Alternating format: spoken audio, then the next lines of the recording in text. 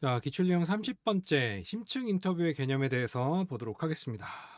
심층 인터뷰, 인덱스 인터뷰라고 하고 일반적으로 조사자와 응답자 1대1 면접 방식으로 진행해요. FGI는 이제 모더레이터가 있고 그다음에 다수의 어떤 응답자가 있다라고 보면은 심층 인터뷰는 그냥 1대1로 진행이 됩니다.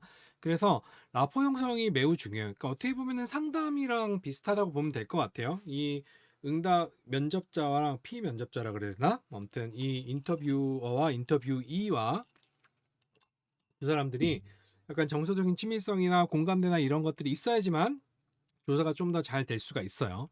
보통 전문가들을 대상으로 할 때 유용하고 뭐 그렇다고 해서 일반인들 대상으로도 진행할 수가 있어요. 근데 1대1로 면접 방식을 할 때 좀 더 명확하고 전문적인 지식을 얻고 싶을 때 이런 심층 인터뷰를 하기 때문에 보통 이제 전문가들을 대상으로 하게 되죠.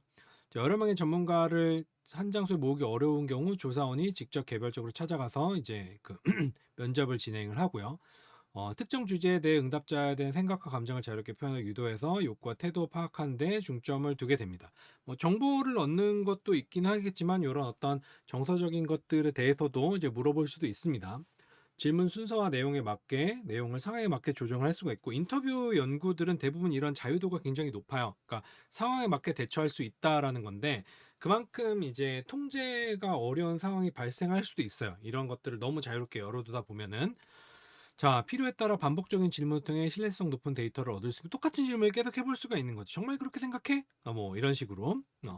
장점은 심층적인 정보를 수집하기 용이하고 본조사를 보완한 추가 자료를 수집할 수가 있어요. 그 다음에 융통성과 유연성 같은 경우에 일반적인 인터뷰 연구에서 가질 수 있는 공통적인 장점이라고 볼 수가 있고요.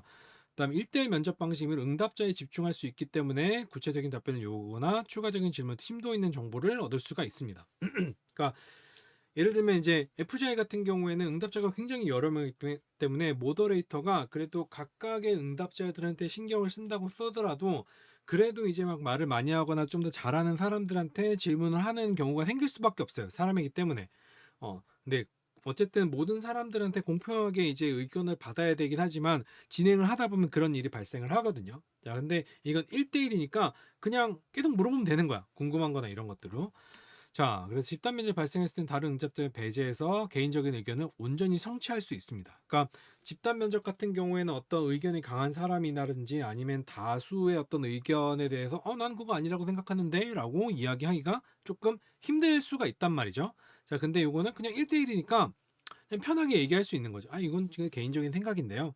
이런 식으로 뭐 온전히 성취할 수 있고 단점은 일단 조사자의 편견이 개입될 가능성에 서 자료 객관성. 요것도 어떻게 보면 인터뷰를 갖다가 해석하는 그 모든 인터뷰 그러니까 자료를 분석할 때 인터뷰 연구들이 가지고 있는 공통적인 문제예요. 표준화되지 않고 해석 어렵고 고도의 전문성을 갖춰야 되겠죠. 조사 영역이 크게 좌우된. 예를 들면은 내가 가이드라인이나 질문지를 이거 다 가져갔는데 이 응답자가 자꾸 엉뚱한 얘기를 한단 말이야. 근데 초심 그 인터뷰 그 뭐지 조사자 같은 경우에는 씨 이렇게 얘기가 이렇게 진행되면 안 되는데 이런 식으로 생각하면서 그 응답자한테 질질질 끌려가면서 제대로 된 응답을 받지 못할 경우가 굉장히 많아요. 그렇기 때문에 이런 역량이나 이런 것들을 크게 키워야 되고요.